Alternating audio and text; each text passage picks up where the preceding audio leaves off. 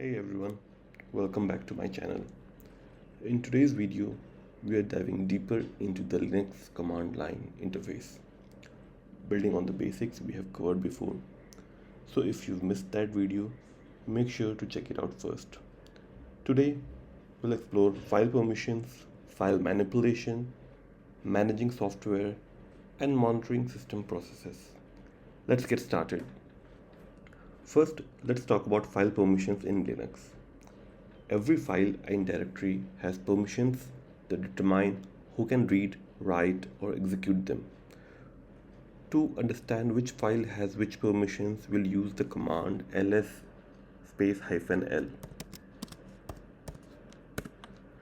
Now this we have listed out all the directories. Here you can see the details in front of directory drwxr over here. So the lsl command, we can get the detailed information about files including their permissions. Here we something like drwxr. D refers to directory.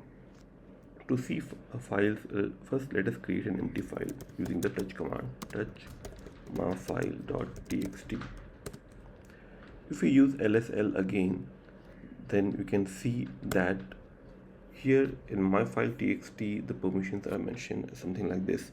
In the D in the above directories refers to the directory, whereas hyphen refers to file.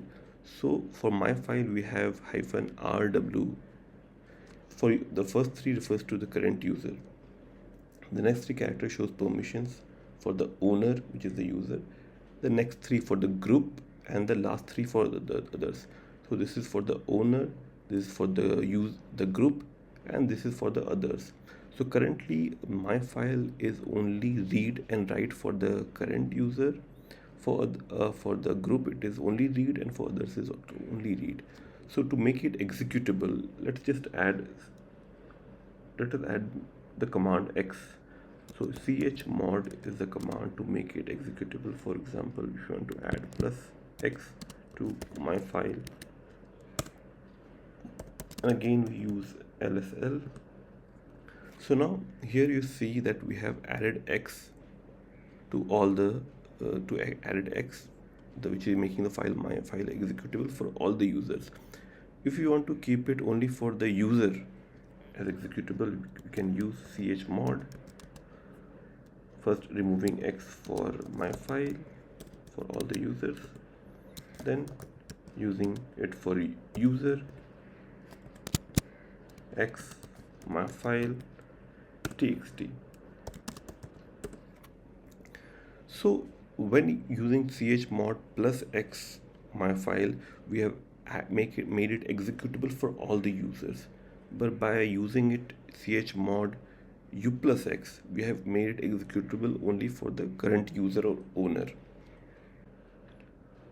Alternatively, we can use numbers to set permissions. Here chmod 755 my file means full permissions for the owner and read execute for the group and others. So let us check.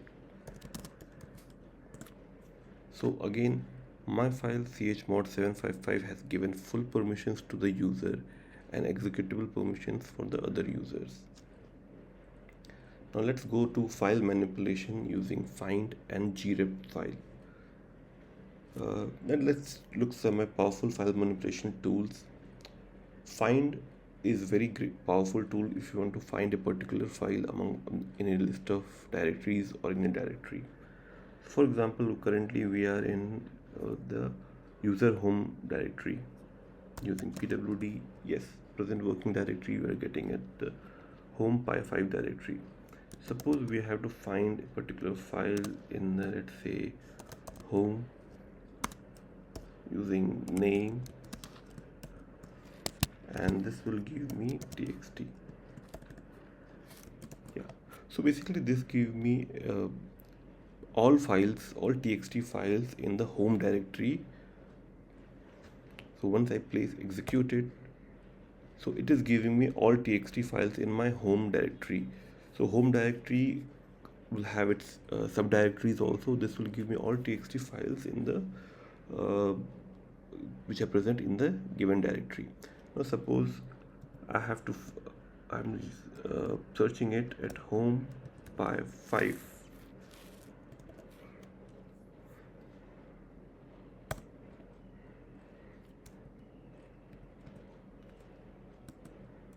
Now suppose I want to search, let's say, let me just clear it out this one.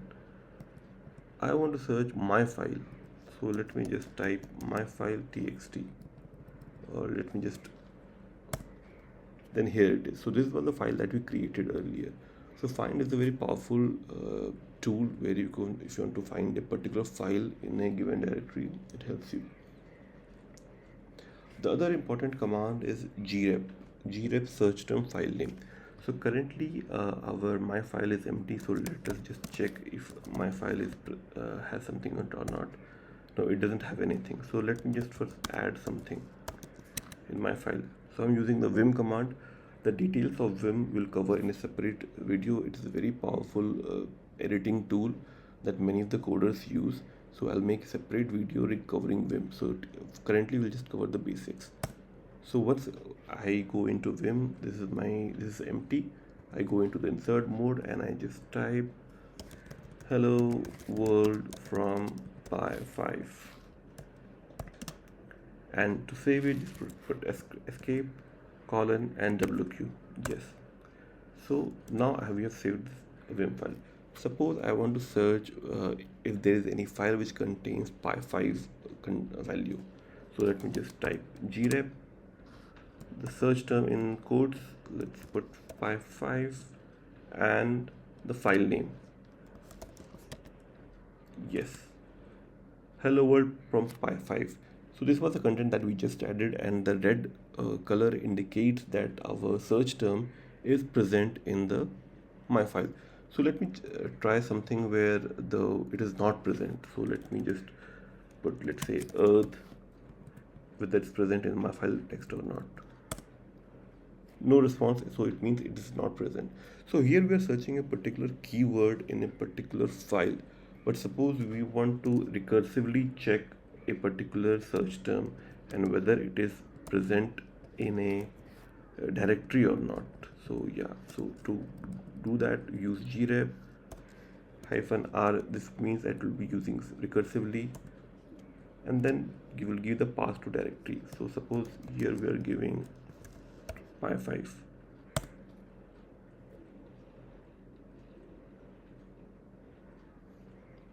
So yeah, so I think this has given me a lot of lot of results. So just to narrow it down, let me just clear it.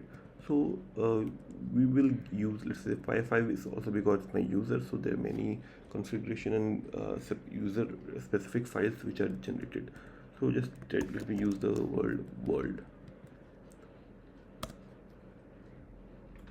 Again, world is present in so many of the files, so just, so let me use word hello.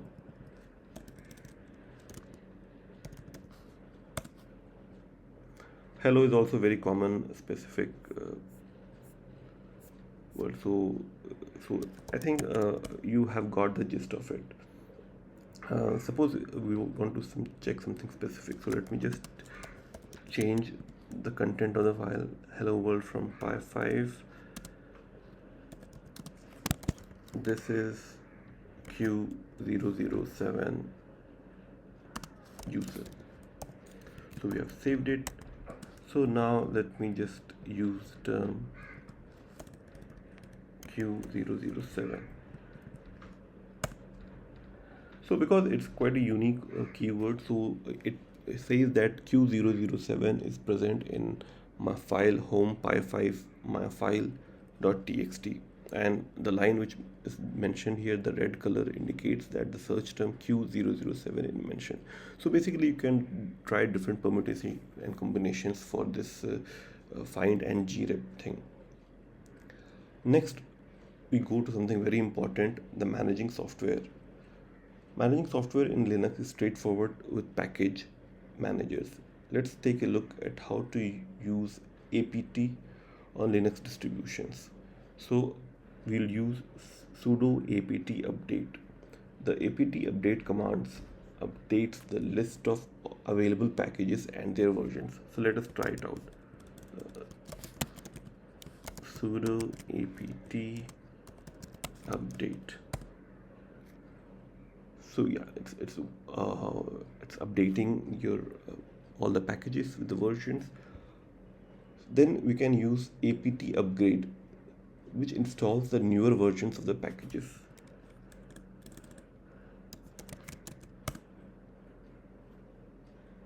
Because I think I have run recently this upgrade command, so there was not much to download. But I think if you should be using this command regularly in certain gaps. To install certain package, you can use sudo apt install and whatever the name of the package. So just let me check whether something is there or not. So cal basically gives you the calendar. So since it's saying command not found, so it appears that it is not present in this system. So let me just sudo apt install cal, unable to locate package. So if you want to install something, you can use this thing, sudo apt install wget. So this was already installed, so this output is there. To uninstall, let's say, let me just uninstall. So let me just clear it out first for you. Sudo apt uninstall wget.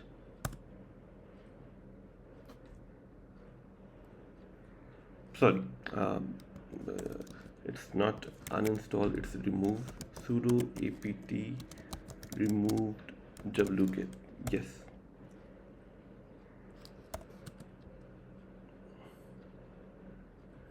So here we have removed wget, which is an important command to download directly from the internet.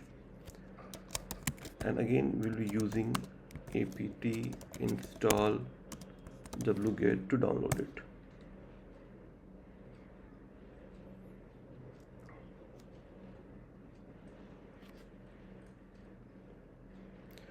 So we have just seen that sudo apt install installs the package in my system, and to remove the package we'll use the command sudo apt remove package name.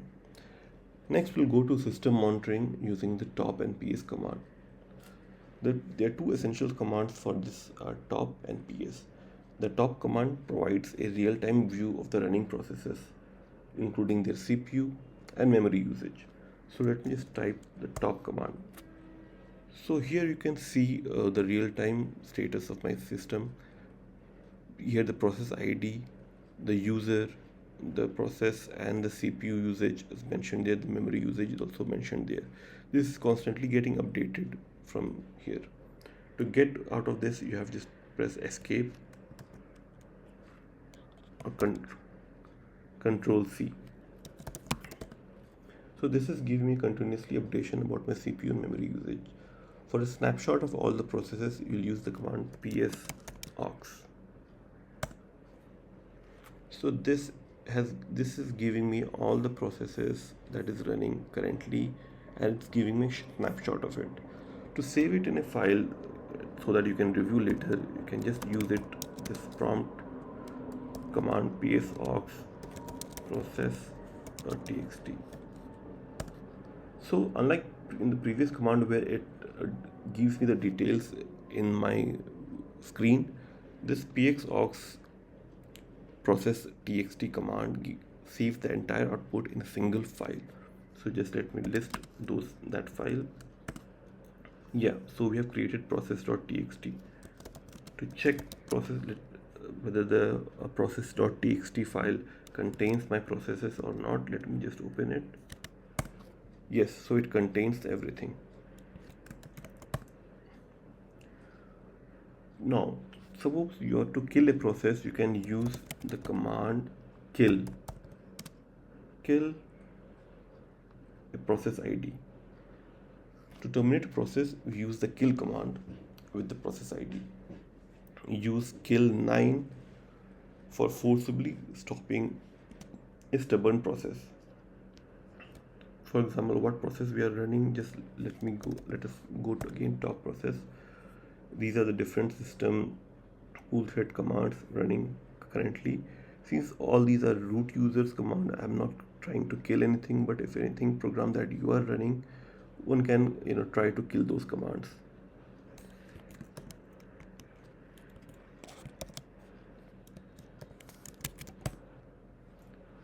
Now coming to the network configuration. Some of the basic network configuration commands is if config. The if config command displays the network configuration details like IP addresses and net mask information. This will be useful in diagnosing your network issues. So if I entered if config, you're getting all the details of your Ethernet and WLAN connections. This will help you in diagnosing your network issues. So one common thing is, let's try the ping command, ping google.com. This will give you the details of how it's connecting to the google.com. So friends, that's it for today. We have covered some intermediate level commands in Linux that will help you navigate and manage your system more effectively. If you found this video helpful, don't forget to like, comment and subscribe for more tech tutorials. And as always, keep exploring the command line. I'll be making more videos for you. Thank you.